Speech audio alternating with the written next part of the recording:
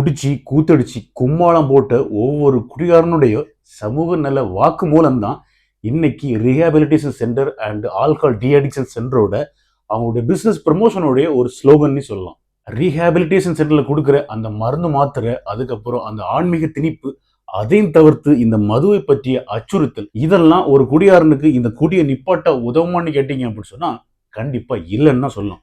காரணம் என்னன்னா, இந்த குடியை நிப்பாட்டணும் அப்படிங்கிறது ஒவ்வொரு குடியாரனுடைய கையில தான் இருக்கு. அது யாரு என்ன சொன்னாலும் வாய்ப்பே இல்லை.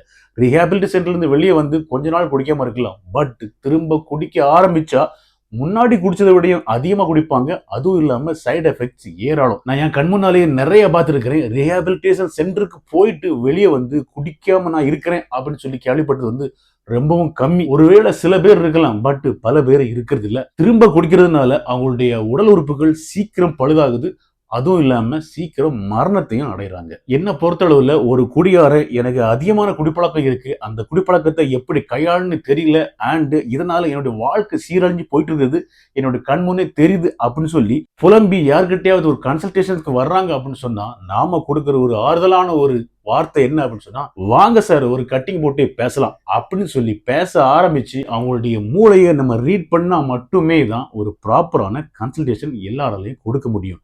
ஸோ வந்த உடனே பிடிச்சி ஏதோ மருந்து மாத்திரை கூட ஒரு ஊசியை போட்டு அண்ட் ஏதாவது ஒரு ஆன்மீகத்தை திணிப்பு அண்ட் ஏதாவது ஒரு போதனையை சொல்லி அவனுடைய மைண்டை மாற்றலாம் அப்படின்னு சொன்னா வந்து ஒருவேளை இருக்கலாம். பட் என்ன பொறுத்தளவில் அந்த மூளை செலவை அப்படிங்கிறது ஒர்க் ஆகுமா அப்படின்னு கேட்டால் கண்டிப்பா இல்லை. பட் அந்த மூளையை எப்படி கையாளணும் அப்படிங்கிற வித்தையை அவனுக்கு சொல்லிக் கொடுத்தோம் அப்படின்னு சொன்னா really he will be grateful. And அவனுடைய குடிப்பழக்கத்தையும் கண்ட்ரோலில் வைக்க முடியும். அதுவும் தவிர்த்து அந்த குடிப்பழக்கத்தை நிப்பாட்டவும் அவனால மட்டுமே முடியும்.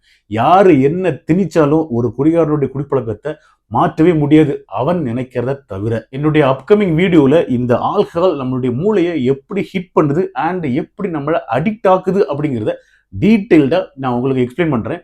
ரியலி அந்த வீடியோ வந்து ரொம்ப ஒர்த்தா இருக்கும். என்ன அப்படின்னு சொன்னா, என்னுடைய வீடியோவை நிறைய பேர் வந்து பாக்குறாங்க, ஆனா ஃபாலோ பண்றதுக்கு ஒரு தயக்கம். காரணம் என்னன்னா பயம்.